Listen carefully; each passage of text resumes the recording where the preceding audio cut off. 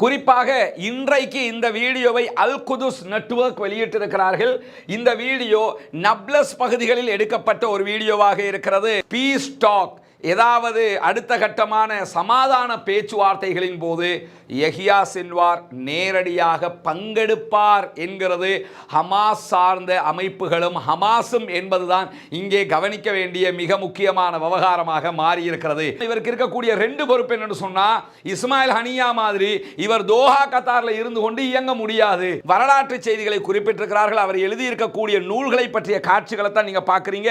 Yahya Sinwar சிறையிலே 23 ஆண்டுகள் இருந்த நேரத்தில் அவருக்கு மருத்துவம் பார்த்து அவர் அடிக்கடி செக் பண்ணிய டாக்டர் இடத்தில் பேட்டி எடுக்கப்பட்டிருக்கிறது. டாக்டர் பிரிண்டன். இன்றைக்கு வெளியாகி இருக்கக்கூடிய இன்னும் ஒரு முக்கியமான செய்தி என்னன்னு சொன்னா, அமெரிக்காவில்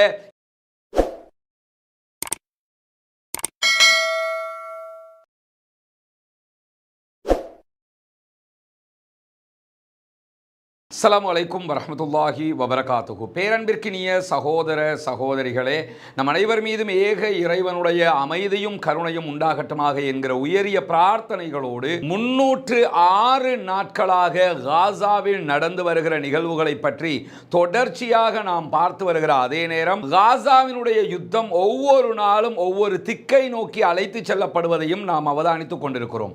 குறிப்பாக தற்போதைய நிலையில் ஈரான், ஹெஸ்புல்லாக்கள் என்று அத்தனை பேரும் உள்ளீர்க்கப்பட்டிருக்கக்கூடிய ஒரு நிலையாக மாறி இருப்பதோடு, இத்தனை நாட்களில் கிட்டத்தட்ட 10 மாதங்களில் காசாவினுடைய மிலிட்ரியை, காசாவினுடைய இராணுவத்தை வழிநடத்திய யஹ்யா சின்வார் அவர்கள் தற்போது இராணுவத்திற்கும் அரசியலுக்கும் என்று 2 தரப்புக்குமான தலைவராகவும் நியமிக்கப்பட்டிருக்கிறார். இப்படி நாளுக்கு நாள் பரபரப்பு தொற்றிக் கொண்டிருக்கக்கூடிய நேரத்தில் என்ன நடக்கிறது காசாவில் என்பது மிக முக்கியமான ஒரு கேள்வியாக இருக்கிறது. இன்றைய தினமும் காசா பகுதிகளிலே பாரிய தாக்குதல்களை நடத்தி கொண்டிருக்கிறது இஸ்ரேலிய ஆக்கிரமிப்பு பயங்கரவாத இராணுவம். குறிப்பாக இன்றைக்கு நடத்தப்பட்ட தாக்குதல்களை பொறுத்தவரையில் நார்த் காசா, வடக்கு காசா, அதே போன்று சென்ட்ரல் காசா, மத்திய காசா பகுதிகளில் இஸ்ரேலிய ஆக்கிரமிப்பு பயங்கரவாத இராணுவம் பலவிதமான தாக்குதல்களையும் நடத்தி இருக்கிறார்கள். குறிப்பாக ப்ரூஜ் அகதிகள் முகாமிலே இருக்கக்கூடிய வீடுகள் மீது ஓப்பன் ஃபயரிங் செய்திருக்கிறார்கள். திறந்த நிலை தாக்குதல்களை நடத்தியிருக்கிறார்கள். அந்த தாக்குதல்களுக்கான காரணமாக அவர்கள் அங்கே ஹமாஸ் இருக்கிறதாக சொல்லியிருந்தார்கள். அங்கே ஹமாஸை சேர்ந்த யாரும் இருக்கவில்லை, அப்பாவி பொதுமக்கள் தான் கொல்லப்பட்டிருக்கிறார்கள் என்பதை நேரடியாக அங்கிருந்து அல் ஜசீரா உள்ளிட்ட ஊடகங்கள் துல்லியமாக ஆதாரத்தோடு வெளியிட்டிருக்கிறார்கள். அதே நேரத்தில் இன்றைய தினம் நுசைராத் அகதிகள் முகாமினுடைய நுழைவாயிலில் இருக்கக்கூடிய ஒரு வீட்டின் மீது பாரிய குண்டு தாக்குதல்களை இஸ்ரேலிய ஆக்கிரமிப்பு பயங்கரவாத இராணுவம் நடத்தி கொண்டிருக்கிறது. ஒவ்வொரு நாளும் அப்பாவி பொதுமக்களை கொன்று குவிப்பதை நோக்கமாக கொண்டே இந்த தாக்குதல்களை அவர்கள் நடத்தி கொண்டிருக்கிறார்கள். காசாவினுடைய தாலல் ஹவா பகுதிகளிலும் ஜாயிட் டவுன் சுற்றுப்புறங்களை நோக்கிய பகுதிகளிலும் பீரங்கி தாக்குதல்களையும் இன்றைக்கு இஸ்ரேலிய ஆக்கிரமிப்பு பயங்கரவாத இராணுவம் நடத்தி கொண்டிருக்கிறது.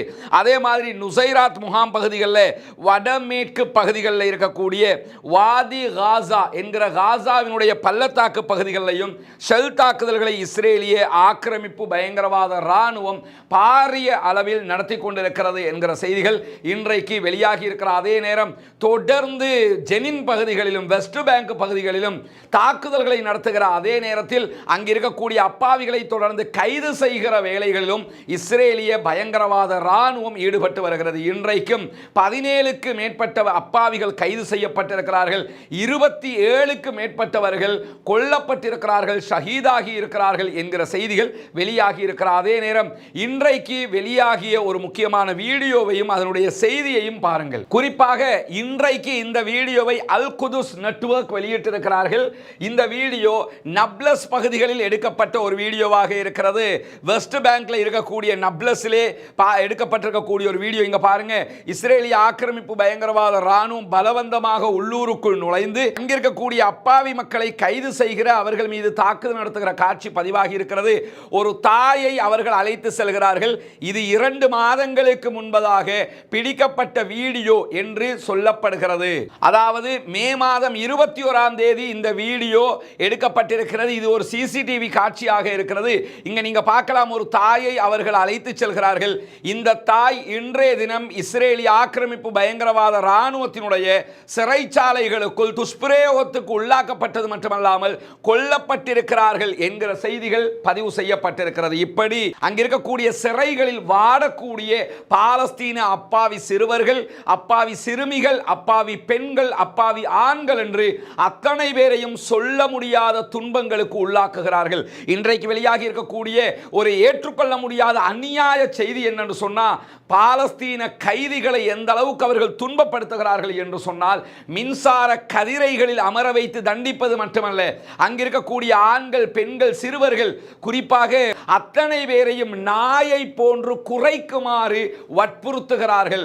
குறைக்காதவர்களை தண்டிக்கிறார்கள், கொன்றும் குவிக்கிறார்கள் என்கிற செய்தியும் இன்றைக்கு வெளியாகி இருக்கிறது. அல்லாஹ்வே அவர்களை பாதுகாக்க வேண்டும். கற்பனை செஞ்சு பாருங்க, நாய் மாறி மனிதர்கள் குறைக்க வேண்டும். அல்லாஹ்வினுடைய சாபமும் அல்லாஹ்வுடைய தண்டனையும் தான் இவர்களுக்கு கிடைக்கும் என்று நாம் பிரார்த்திக்க வேண்டி இருக்கிறது. காரணம் என்னவென்றால், உலக வரலாற்றில் கேள்வி கூட படாத தண்டனைகளையும் அநியாயங்களையும் அப்பாவிகள் மீது இவர்கள் திணித்துக் கொண்டிருக்கிறார்கள் என்கிற செய்திகள் இன்றைக்கு வெளியாகி இருப்பதை பார்க்க முடிகிறது. நிலைமை இப்படி சென்று கொண்டிருக்கிற நேரத்தில் தான் நமக்கெல்லாம் தெரியும், நேற்று பின்னிரவு நேரங்களில் ஹமாஸினுடைய தலைவராக யஹ்யா சின்வார் அவர்கள் அறிவிக்கப்பட்ட அறிவிப்பு வெளியாகி இருந்தது. யஹ்யா சின்வாருடைய தலைமை பொறுப்பு தொடர்பான ஒரு தனியான ஒரு வீடியோவை நம்ம இன்னைக்கு வெளியிட்டிருக்கிறோம். பார்க்காதவர்கள் அதை பார்த்துக் கொள்ள முடியும்.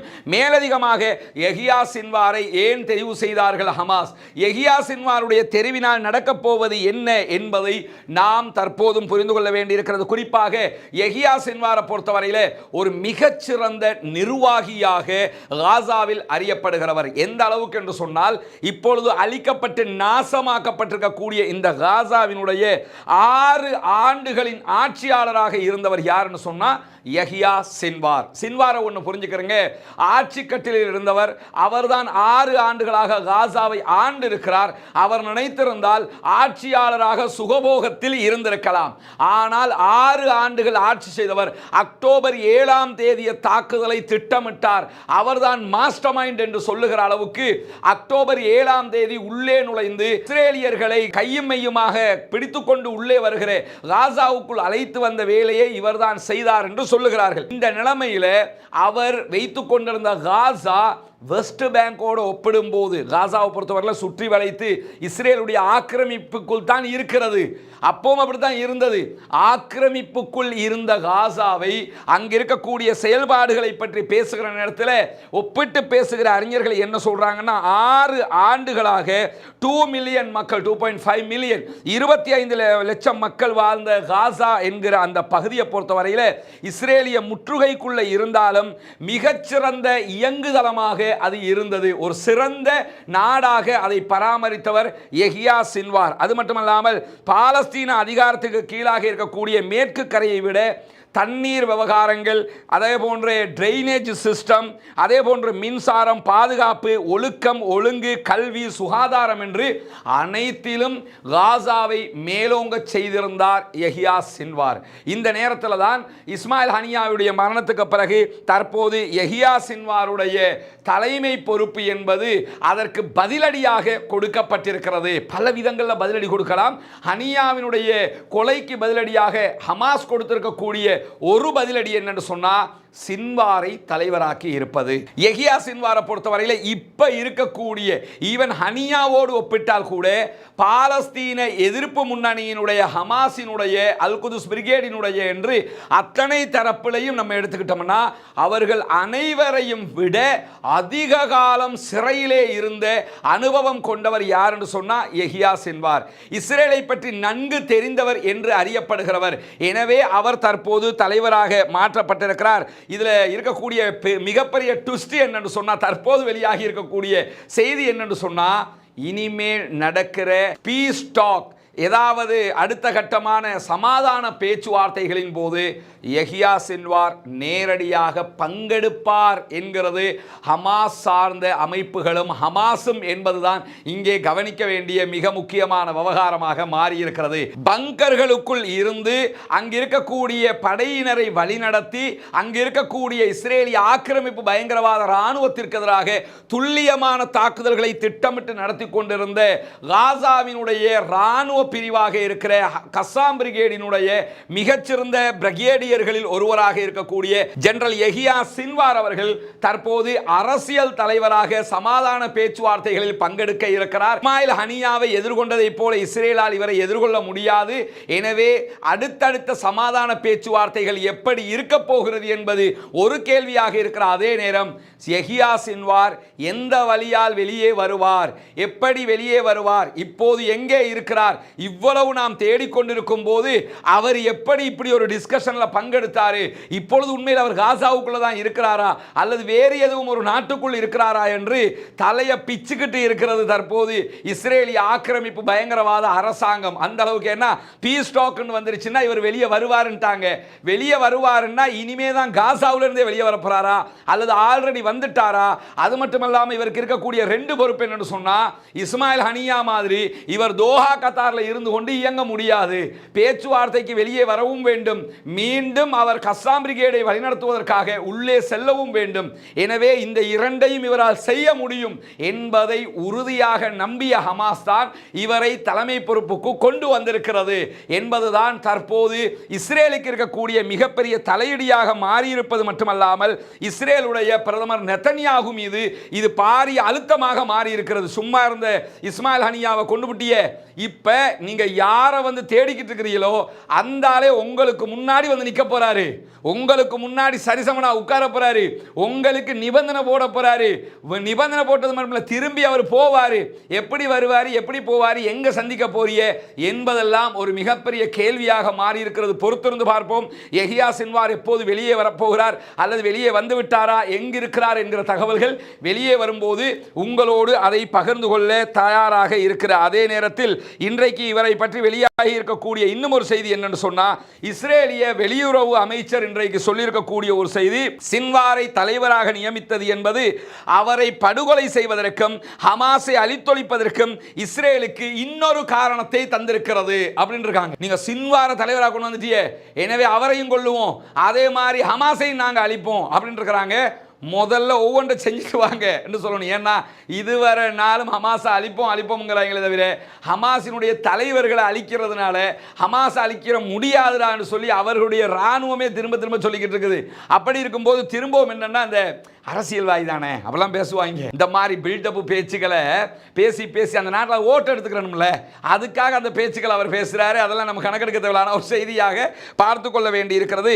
இப்படி ஒரு செய்தி இன்றைக்கு வெளியாகி இருக்கிற அதே நேரம் இன்றைக்கு பாலஸ்தீனத்தினுடைய புதிய பீஸ் டாக் சமாதான பேச்சுவார்த்தைகள் தொடர்பாக கருத்து வெளியிட்ட அமெரிக்காவினுடைய வெளியுறவு செயலர் பிளிங்கன் யஹியா சின்வாரை எந்த விதமான குறையான வார்த்தைகளிலும் பேசாமல் நகர்ந்திருக்கிறார். அது ஒரு பெரிய செய்தியாக இன்றைக்கு மேற்கூடகங்கள் காட்டுறாங்க. ஏன்னு கேட்டா யஹியா சின்வாரை வேற மாதிரி அவர் பேசினா சமாதான பேச்சுக்கள் இடைநடுவே விடுபட்டு விடுமோ என்கிற ஐயம் கூட அவர்களுக்கு எழுந்திருக்கலாம். அதனாலோ என்னவோ யஹியா சின்வாரை பற்றி வேறு விதமான பேச்சுக்களை பேசாமல் அவர்கள் நகர்ந்திருக்கிறார்கள் என்கிற செய்திகள் வெளியாகி இருக்கிற நேரத்தில் யஹியா சின்வார் தொடர்பாக இன்றைக்கு இன்னும் ஒரு இன்ட்ரெஸ்டிங்கான செய்திகளும் வெளியாகி இருக்கிறது. அதாவது பிரஸ் டிவி வெளியிட்டிருக்கக்கூடிய செய்திகள் அவங்க என்ன சொல்றாங்கன்னா, இவர் வெறுமனே நம்ம பார்க்குற மாதிரி மிலிட்ரி லீடர் மட்டுமில்லை, அதே நேரத்தில் ஒரு இராணுவத்தை வழிநடத்துபவராக மட்டுமில்லாமல் அரசியல் ரீதியான தலைவராக மட்டுமல்லாமல் அவருடைய சாதாரண நேரம் எப்படியெல்லாம் கழிந்திருக்கிறது என்பதை பற்றி சொல்லும்போது ஒரு சிறந்த எழுத்தாளர், இதே நேரத்தில் யூதர்களுடைய வரலாற்றை கரைத்து குடித்திருக்கக்கூடிய, யூத வரலாற்றை தெளிவாக படித்திருக்கக்கூடிய சிறந்த அறிஞராக மேதையாக இருக்கிறார் என்று அவருடைய வரலாற்று செய்திகளை குறிப்பிட்டிருக்கிறார்கள். அவர் எழுதியிருக்கக்கூடிய நூல்களை பற்றிய காட்சிகளை தான் நீங்க பார்க்குறீங்க.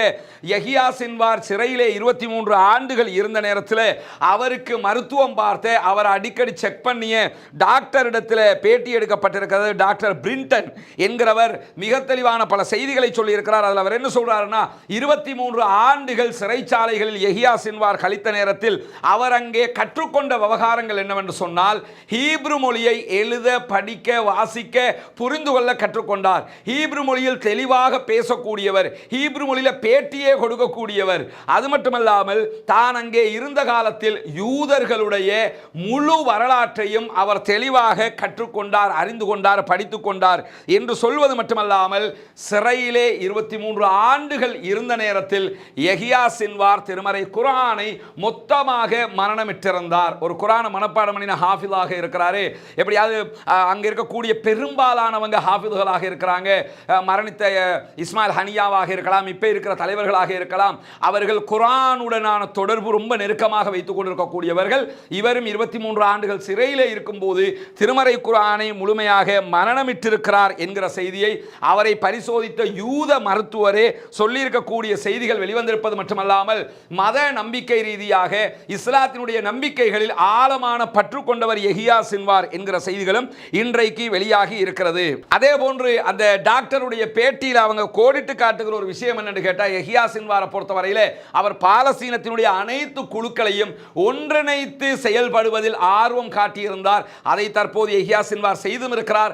இந்த யுத்தத்தில் 14 அமைப்புகளை ஒன்றிணைத்து தான் அவர் இந்த தாக்குதல்களை நடத்தி கொண்டிருக்கிறார் என்கிற செய்திகளுக்கு மத்தியிலே யஹ்யா சின்வார் பிரபலமாக வெளியே வந்து பேசியது 2017 ஆண்டு என்று சொல்லப்படுகிறது.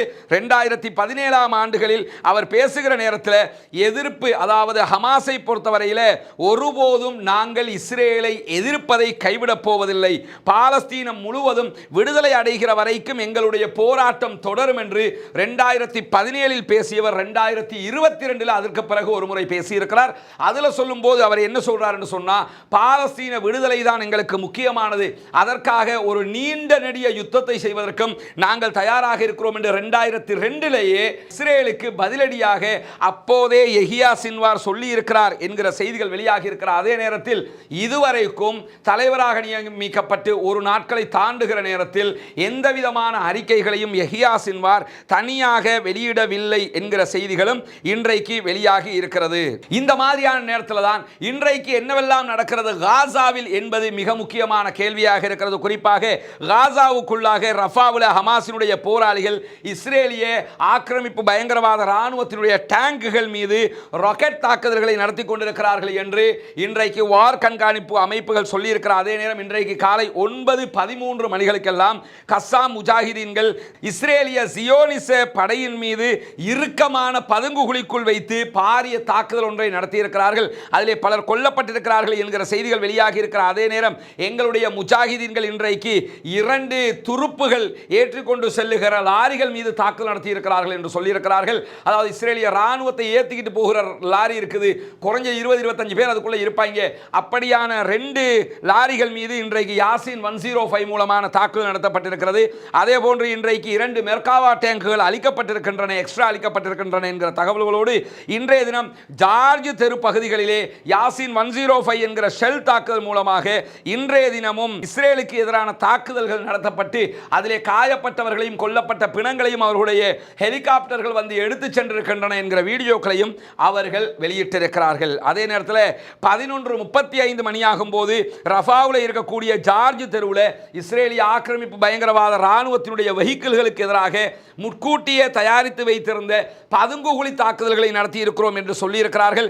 அதே மாதிரி இன்றைய தினம் தாக்குதலுக்கு பிறகு காயப்பட்டவர்களை எடுத்துச் செல்வதற்காக அவர்களுடைய அடிவாங்கிய வெஹிக்கிள்களை எடுப்பதற்காக வந்த இஸ்ரேலிய மீட்பு குழுவின் மீதும் இன்றைக்கு தாக்குதல் நடத்தி இருக்கிறோம் என்கிற செய்திகளையும் சொல்லியிருக்கிற அவர்கள் சரியாக 2:08 கஸ்ஸாம் பிரிகேடை சேர்ந்தவர்களும் அல்குதுஸ் பிரிகேடை சேர்ந்தவர்களும் இன்றைக்கு ரஜூம் ஏவுகணை தாக்குதல்களை நெட்சாரிம் காரிடார் பகுதிகளில் நடத்தி இருக்கிறார்கள் என்கிற செய்திகளோடு சரியாக 7:30 மணிக்கு கஸ்ஸாம் முஜாஹிதீன்கள் இன்றைய தினம் காசா பகுதிக்கு தெற்கே இருக்கக்கூடிய ரஃபா நகருக்கு மேற்கில் இருக்கக்கூடிய ஸ்வெட்டிஷ் என்கிற கிராமத்துக்கு அருகிலே துப்பாக்கி சூடு நடத்தி இஸ்ரேலிய ஆக்கிரமிப்பு பயங்கரவாத சியோனிச ராணுவத்தை இன்றைக்கு கொன்றிருக்கிறார்கள் என்கிற செய்திகளும் வெளியாகி இருக்கிறது. இந்த மாதிரியான நேரத்தில் தான் இன்றைக்கு வெளியாகி இருக்கக்கூடிய இன்னும் ஒரு முக்கியமான செய்தி என்னன்னு சொன்னா, அமெரிக்காவில் இஸ்ரேலை பாதுகாப்பதற்காக அமெரிக்க படைகளை இஸ்ரேலுக்கு அனுப்புவதை அமெரிக்கர்கள் எதிர்க்கிறார்கள் என்கிற ஒரு முக்கியமான கருத்து கணிப்பு வெளியாகி இருக்கிறது. அமெரிக்காவினுடைய 56% இஸ்ரேலை பாதுகாக்க அமெரிக்கா ராணுவத்தை அனுப்புவதை எதிர்ப்பதாகவும் உலக விவகாரங்களுக்கான சிகாகோ கவுன்சில் நடத்திய ஆய்வு தெரிவிக்கிறது. ஜூன் 21 முதல் ஜூலை 1 வரைக்கும் இந்த கருத்து கணிப்பீடு நடத்தப்பட்டிருக்கிறது. அதனுடைய ரிசல்ட் தான் இன்றைக்கு வெளியிடப்பட்டிருக்கிறது. அது அதிலே இஸ்ரேலை பாதுகாக்க மீண்டும் அமெரிக்க இராணுவத்தை அனுப்புவதை பொதுமக்கள் வெறுக்கிறார்கள், விரும்பவில்லை என்பது மட்டுமல்லாமல் அங்கே அனுப்புவதை ஆதரிக்கக்கூடியவங்க யாராக இருக்கிறாங்கன்னு கேட்டால் குடியரசு கட்சியினுடைய ஆதரவாளர்கள் மட்டும்தான். அதை ஆளுங்கட்சின்னா விரும்பத்தானே செய்வாங்க. ஆளுங்கட்சியினுடைய ஆக்களை தவிர வேறு எந்த பொதுமக்களும் அதை ஆதரிக்கவில்லை என்கிற செய்திகளும் இன்றைக்கு வெளியாகி இருக்கிறது. இதே நேரத்தில் இன்றைய தினமும் ஹிஸ்புல்லாக்களை நோக்கி ஹிஸ்புல்லாக்களுடைய பகுதிகளுக்கு இஸ்ரேலிய ஆக்கிரமிப்பு பயங்கரவாத இராணுவத்தினுடைய ஜெட் விமானங்கள் சொனிக் வகையான குண்டுகளை போட்டிருக்கிறார்கள் என்கிற செய்திகள் வெளிவந்திருக்கிற அதே நேரம் இஸ்ரேலுக்கு எதிராக அங்கு இருக்கக்கூடிய ஹிஸ்புல்லாக்களும் பாரிய இராணுவ ரீதியிலான தாக்குதல்களை நடத்தி இருக்கிறார்கள் என்கிற செய்திகளை வெளியிட்டிருக்கிறார்கள். இப்படி இரண்டு தரப்பிலும் பலவிதமான மோதல்கள் இன்றைக்கு நடைபெற்று வருகிற அதே நேரம் ஹூதிகள் பற்றிய எந்த செய்திகளும் இதுவரை இன்றைக்கு பதிவாகவில்லை என்கிற நிலையில் இன்றைய தினமும் காசாவுக்குள் எதிர் தாக்குதல்களை கஸ்ஸாம் பிரிகேட் நடத்தி வருகிறது. புதிய தளபதியாக புதிய தலைவராக ஹமாஸின் தலைவராகவும் ஆல்ரெடி கஸ்ஸாம் பிரிகேடினுடைய இயக்குனராகவும் இருக்கக்கூடிய யஹியா சின்வார் அடுத்து என்ன முடிவுகளை எடுக்கப் போகிறார், எப்படியான நடவடிக்கைகளை செய்ய போகிறார், அடுத்தடுத்த காரியங்கள் எப்படி இருக்க போகிறது என்பதை பொறுத்திருந்து பார்ப்போம். எது எப்படி போனாலும் காசாவினுடைய சுதந்திரம் முக்கியமானது, பாலஸ்தீனத்தின் சுதந்திரம் முக்கியமானது. பாலஸ்தீன மக்களுக்காக பிரார்த்தனை செய்யுங்கள், பாலஸ்தீன மக்களுக்காக கையேந்துங்கள், பாலஸ்தீன மக்களுக்காக அல்லாஹ்விடத்திலே பிரார்த்திக்க மறந்து விடாதீர்கள். 5 நேர தொழுகைகளிலும் அல்லாஹ்விடத்திலே கையேந்தி பிரார்த்தனை செய்கிற அதே நேரத்தில் குனூத்து நாசிலாவையும் ஓத மறந்து விடாதீர்கள்.